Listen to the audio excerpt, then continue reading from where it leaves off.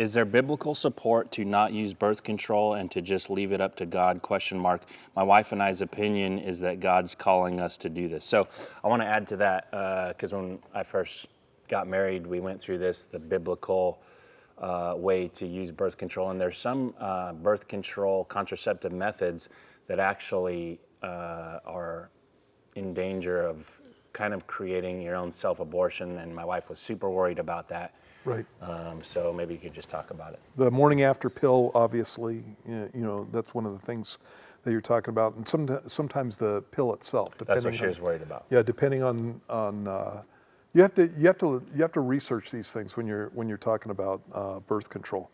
There are passages in the book of Proverbs that talk about the fact that you need to plan for the future.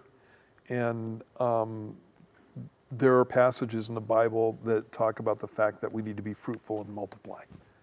And so I think that there is room for both. Obviously, I grew up in a poor family, and having one child after another in a poor family is not the wisest thing. If I don't want to have children, I don't have to do birth control necessarily. We all know where babies come from, and we all know when they come, and how people will, generally people know this. We know when ladies are fertile and when they're not, and that kind of thing. And so there's a natural family planning that can be done. When I got married, I'll give you some insight with me. I don't like medicine a whole lot, and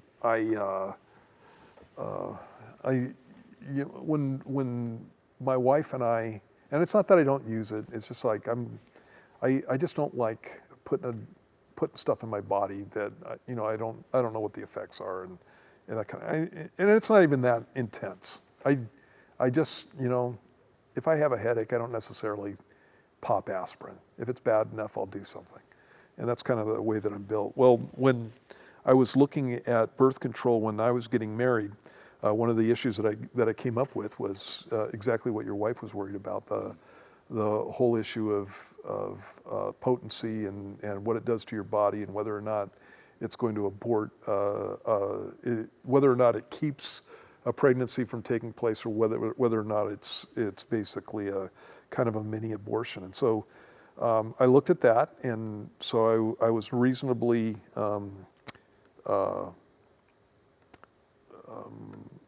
comforted with how that could go, and so I just needed to be careful about which one we picked and that kind of thing.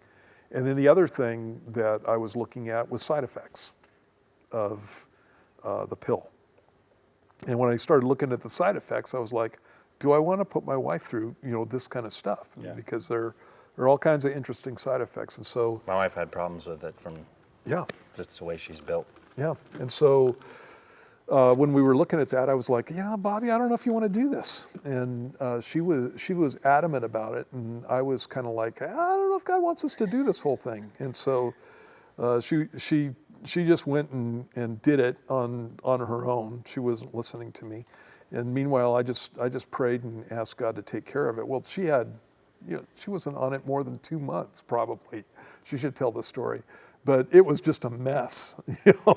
Her being on the pill was a really bad thing. And so finally she just decided that maybe she shouldn't do that. And so we just did natural family planning. And turns out it wasn't even a problem with us, because we didn't have our first kid until 13 years later. And then our first kid naturally was 18 years later. And so it was not an issue with us. Yeah. So that's something that you pray about. That's something that you pray about. And so again, I think we need to be wise about what we do with our families, and I don't think that we need to be selfish. I would rather have a kid than a boat. I would rather have a kid than a huge house. But then on the other hand, I want to be wise about size of my family and what's that, and I'm not against big families. I have a number of friends that have very large families, and I think it's hilarious, and I Yeah. think it's a zoo, and When they pull up in their bus. and I think it's a lot of fun. I think way it's a cool. cool thing. I think it's a cool thing. So just practically speaking, like if you're going to do that, the natural biology, the way the Lord has it, is you're going to have kids unless you're in your aspect and there's some kind of fertility thing going on that you don't know about. So there's a verse in the Old Testament that a lot of people try and pull in, and actually denominations of certain sects bring this in, and it's talking about that you shouldn't spill your seed on the ground, and it's the idea that using birth control is unbiblical. But if you, and you're turning there, so I know you're going to address it. But and I'm not saying that he's wrong or I wouldn't do that or to pray about it, whatever, if you're going to have kids. But at some point, let's just say you have 4 kids and she's like, I'm pretty much done. To just kind of throw it out there, is like, well, we know where babies come from.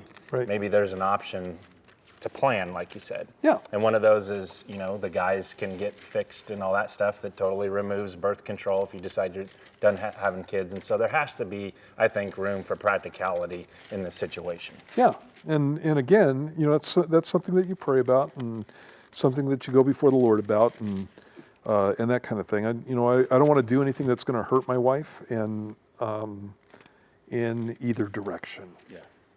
And again, not being selfish and that kind of stuff. I don't want to just be going after a certain lifestyle, and seeing kids as an impediment to that. Yep.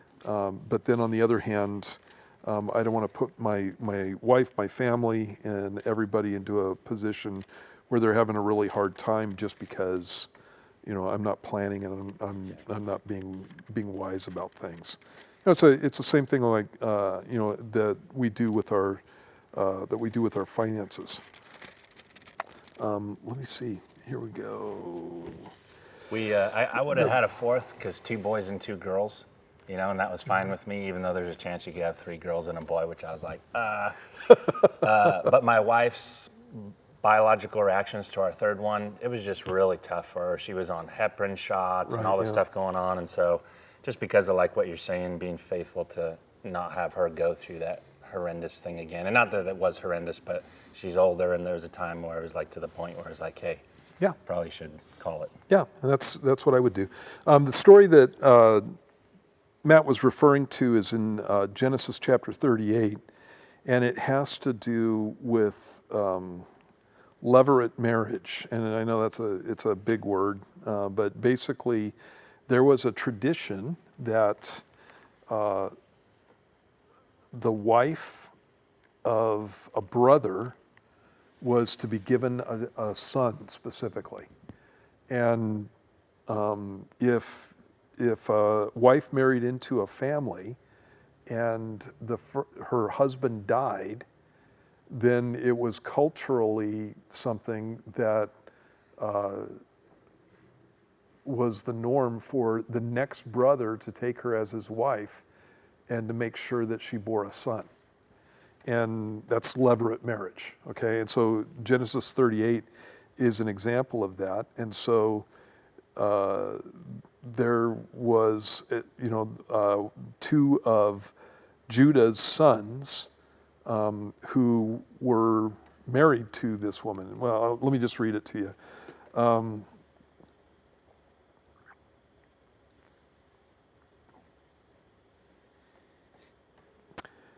It talks about Judah with a daughter of a certain Canaanite whose name was Shua, and he married her and went into her. So she conceived and bore a son.